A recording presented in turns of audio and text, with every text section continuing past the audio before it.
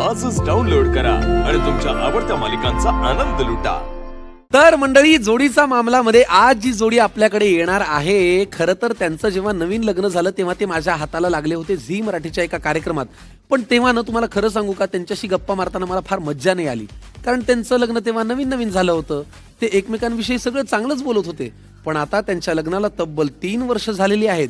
त्यामुळे बोलण्यासारखं, साचलेलं, मनातलं, पोटातलं, डोक्यातलं आणि तोंडातलं असं खूप काही असणार आहे. आणि म्हणून येणार आहे त्यांच्याबरोबर आजचा भाग एन्जॉय करायला मज्जा.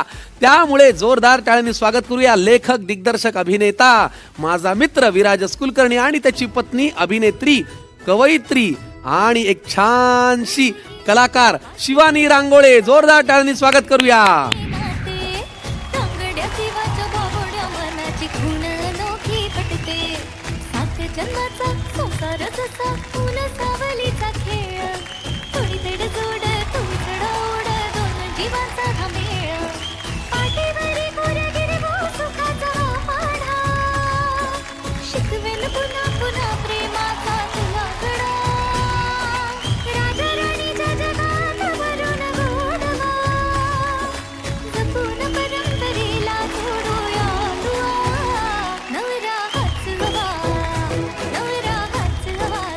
नवरा हाच हवा हे गाणं तू का निवडलंस तुमच्या एंट्रीला? तुला हाच नवरा हवा म्हणून? असाच नवरा हवा जो वेळी प्रसंगी रायटर असल्यामुळे, डिरेक्टर असल्यामुळे प्रत्येक क्षणी. नाही, नवरा हाच होता हे ऐकायला छान नाही ना वाटत. मग हवा म्हणलं की कसं हवा हवासा वाटतं. हवा हवासा असं होऊन जातं. आणि मग भांडणातली हवा निघून जाते. नवरा हाच हवा म्हणजे झालेली आहे आजच्या भागाला सुरुवात. खूप मनापासून शिवानी आणि विराजस, तुम्हा दोघांचंही स्वागत आपल्या या कार्यक्रमामध्ये. तुम्हाला भेटायला नेहमीच मज्जा येते, आनंद वाटतो, गप्पाही छान होतात.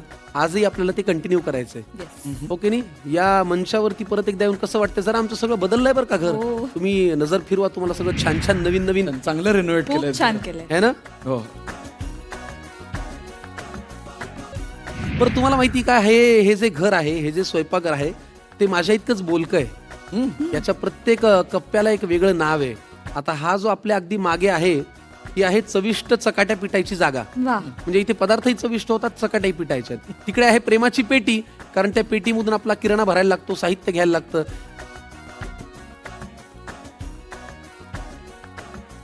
आणि सगळ्यात आवडीचा माझा कप्पा, तुमचाही आवडीचा असेल, तो म्हणजे हा लव कट्टा. इथेच तुमच्या नात्याची सुरुवात झाली असेल ना?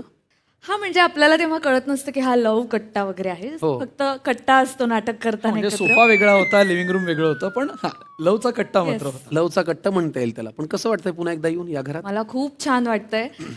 सिरियल संपल्यानंतर पहिल्यांदा मी पुन्हा एकदा या मंचावर येते आणि मला सगळं आठवतंय, कुठले कुठले कार्यक्रम आपण सुद्धा एकत्र केले होते आणि किती मजा केली याच मंचावर. आणि सगळी तीच माणसं दिसतात माझी, त्यामुळे खूप छान वाटतं. आणि विराजसलाही आय एम शुअर तसंच वाटतं. अगदीच, म्हणजे घरी आल्यासारखं वाटतंय खरोखर. Thank you so much. आता आपण सोसायटी टी लव कट्ट्याकडे जाऊया, कारण सोसायटीला आपल्याला गप्पा मारून दाखवायच्या आहेत आणि सोबत सोसायटी टी पण घ्यायची आहे.